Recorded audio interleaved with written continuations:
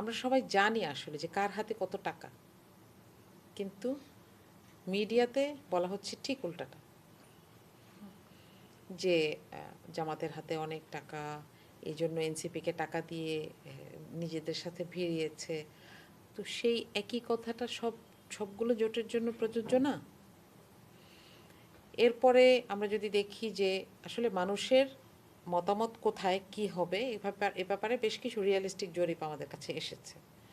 সেখানে যদিও এখন পর্যন্ত বিএনপি এগিয়ে আছে, কিন্তু অনেকগুলো ফ্লোটিং ফ্যাক্টর। ভোট আমরা যেটাকে বলি, তাই না, অনেকগুলো ফ্যাক্টর আছে যে ফ্লোটিং ভোটগুলো এখন অনেক মানুষ ডিসিশন নেয় অথবা বলতে চাচ্ছে না। হ্যাঁ, তো আলটিমেটলি কী হবে সেটার জন্য আমাদেরকে ভোটের দিনের জন্য অপেক্ষা করতে হবে। কিন্তু আমার কাছে একটা জিনিস মনে হয় যে এখন কিন্তু মানুষ আসলে ওই যে আপনি একটা মোটর শোভাযাত্রা করলেন, এটা দেখে খুব পটে যাবে, তারপর পরের দিন গিয়ে সিলটা দিয়ে আসবে, মনে হয় ব্যাপারটা সেরকম সহজ না। সহজ না, হ্যাঁ, এক্স্যাক্টলি। একজন নেতা মঞ্চে বক্তৃতা করেন, এটা যতজন না দেখে তার চেয়ে বেশি দেখে উনি ওঠা এবং নামার সময় তার কর্মীদের সাথে কী আচরণ করছেন।